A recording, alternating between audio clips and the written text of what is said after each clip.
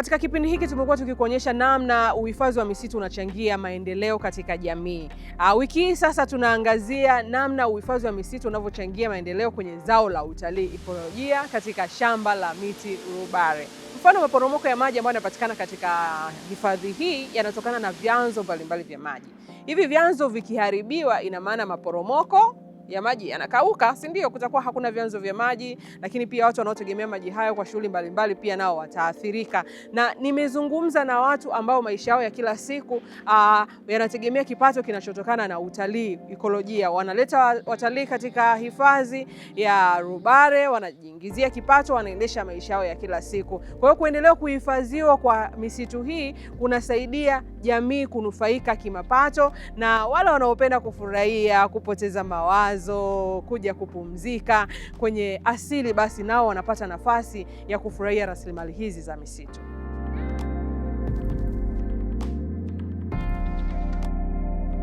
Ni mwekezaji wa sekta ya utalii na nimekuwa naleta wageni hapa. Leo ni mwaka wa 23, lakini naweza kwanza nishukuru serikali ya Jamhuri ya Muungano wa Tanzania kwa kuendelea, hasa vyombo vya habari vya ndani na nje ya nchi. Umefanya kazi kubwa, kwa sababu ukifika hapa Kiamnene Waterfalls na Cave ndio sehemu unaweza ukaangalia kabisa na ukaona kabisa kwamba utalii wa ndani umekuwa. Miaka 2003 na mpaka 2010 wakati tunaleta wageni hapa walionekana wazungu tu. Hata monkeys ambao wanazunguka eneo hili walikuwa wanawashangaa watu weupe. Lakini kutokana na uhamasishaji, hii sehemu ya Rubare Forest katika manispaa ya Bukoba, ambapo ni kilomita 7 tu kutoka mjini, ni sehemu kabisa ambapo unaweza ukaona utalii wa ndani ulivyokuwa. Leo hii watalii wa ndani wako kama 75%, wageni wako 25%. Wakati ule miaka 2003 mpaka 2010, wageni waliokuwa wanatoka nje wachache ndio walikuwa wanaonekana hapa. Kwa hiyo ni moja. Lakini la pili, ukijani uliotamaradi. Kuna sehemu nyingi zina kijani, lakini hapa ukijani uliopitiliza na uasili unavutia watu wengi sana kuja hapa. Na katika kuleta wageni zaidi ya miaka 20 hapa katika eneo la Kiamnene, nimeona hata viongozi wa serikali wakija hapa. Lakini tuna historia kubwa ya muasisi wa taifa hili, Mwalimu Julius Kambarage Nyerere, ambaye alikuja kufanya mipango ya mashambulizi wakati wa vita ya Tanzania na Uganda.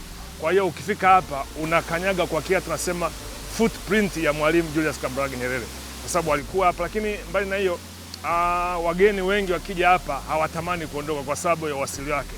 Ni sehemu moja ambayo kama wanavyoona maporomoko haya, hata ukimwomba Mwenyezi Mungu anapokea sala zako. Lakini vile vile ile nature walk ya kwenye misitu, hii ni sehemu ambayo iko tofauti na sehemu nyingine Tanzania. Kwa hiyo Watanzania wengi tumekuwa tunalalamika, lakini kuna fursa nyingi ambazo tukizichukua tukazitumia vizuri zitaweza kuchochea pato la mtu mmoja mmoja, kaya, mkoa na taifa kwa ujumla. Kimsingi nishukuru sana viongozi wa kitaifa. Mbio za mwenge zimekuja hapa, lakini mabalozi wa nchi mbalimbali, balozi wa kutoka Japani amekuja hapa, balozi wa Denmark amekuja hapa, balozi wa Sweden, wote wamekuja hapa.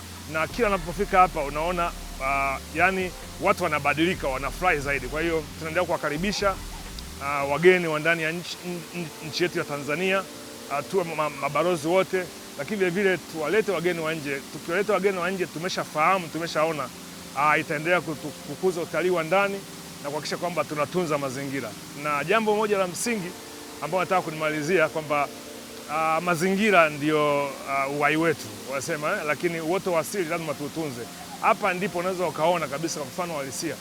Kwa hiyo ukifika Bukoba, ukija na ndege, ukifika utaangalia ukijani uliotamadika. Lakini ukija Bukoba, ukija na meli kutumia ziwa Victoria, ingia Bukoba tunaona ukijani uliopitiliza. Kwa hiyo ni sehemu moja hapo, na ukitaka kuzaa mtoto njoo Bukoba.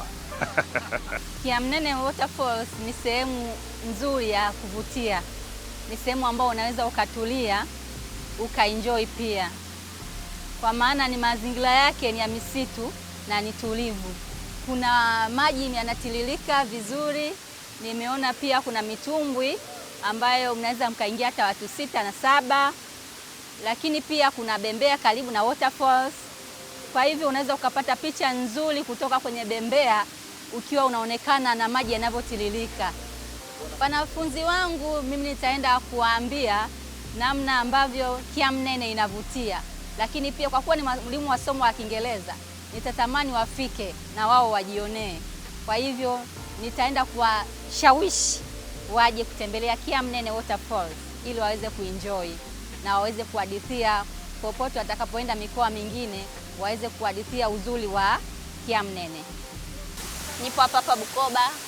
Kitu kizuri hasa kinachonivutia kuja hapa ni mandhari nzuri iliyoko hapa, hewa nzuri, upepo mzuri, vitu kama hivyo. Yaani siwezi kuhesabu, maana ni kila siku mimi niko hapa. Weekend nyingi nakuwa hapa, shughuli nyingi zinafanyikia hapa. Ndani ya eneo hili ukiachana na vivutio vilivyoko hapa, ni shughuli nyingi zinazofanyika hapa kama shughuli za kifamilia, happy birthday na shughuli nyingine nyingi nzuri, engagement, vyote vinafanyikia hapa. Ni eneo zuri sana kwa ajili ya shughuli kama hizo, na ni nzuri kwa watu ambao pia sio watu wa Bukoba. Tukiwaleta sehemu kama hizi wanaenjoy na siku nyingine wanarudi. Ninakuja hapa mara nyingi kwa sababu ni sehemu ambayo ni tulivu, ni sehemu ambayo ni nzuri kwa kuwa faraga zaidi. Pia kama unahitaji mambo kuhusu maombi, kwa mfano unahitaji kuwa na muda na Mungu, unahitaji kuwa muda ambao unataka kuwa mwenyewe, kama ni sehemu nzuri ya faraga. Kwa hiyo ni wakati mzuri ambao unaweza ukaupata kufanya maombi, kukaa karibu na Mungu, au ni kikundi mnaitamani kwamba msiwe sehemu ambao kuna kelele, labda ni hoteli ambao kuna watu wengi, kila mtu anapita anawaangalia na nini, lakini hapa kuna maeneo ambayo yako specific kukaa wenyewe, kuwa na wakati mzuri sana na Mungu. Yes, hivyo. Lakini pia sio tu hilo, kuna sehemu ambazo unaweza mkakaa mkatulia kwa ajili ya shughuli mbalimbali kama birthday party, au ni wakati mzuri wa familia, labda ni mke au mume wanatamani sehemu ambayo pametulia, wanaweza kukaa kuongea mambo ya kifamilia zaidi, wasiwe na buguzi na nyumbani labda kuna watoto na nini. Kwa hiyo ni sehemu nzuri ambayo mtu unaweza mkakaa mkatulia, mnaweza mkajadili vitu vizuri na kujenga. Lakini zaidi pia ni sehemu nzuri ya watalii.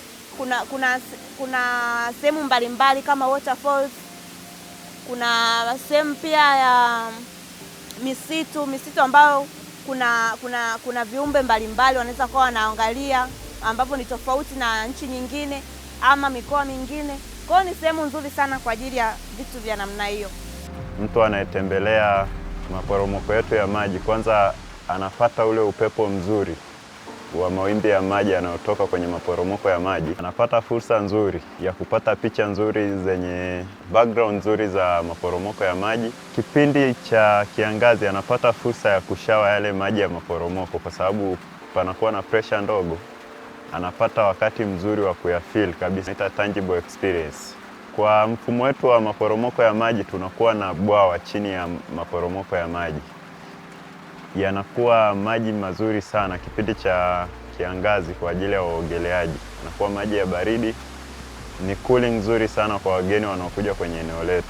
Kuna shughuli pia ya uendeshaji wa mtumbwi wa asili tunaita canoeing.